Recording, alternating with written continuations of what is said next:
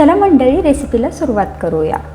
एका भांड्यात थोडंसं तूप गरम करून घेतलं, त्यामध्ये जिरं, लसूण, कढीपत्ता, हिंग, हळद, लाल तिखट घालून परतून घेतलं।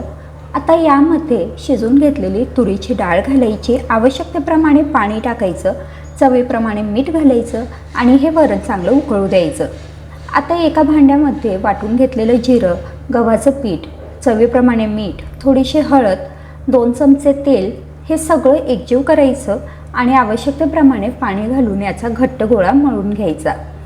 आता ह्याचा एक छोटा गोळा घ्यायचा, त्याला चांगलं मळून पीठ लावून त्याची जाडसर पोळी लाटून घ्यायची। आपली चपाती असते त्यापेक्षा जाड लाटायची। आवडीप्रमाणे याच्या चकोल्या पाडून घ्यायच्या।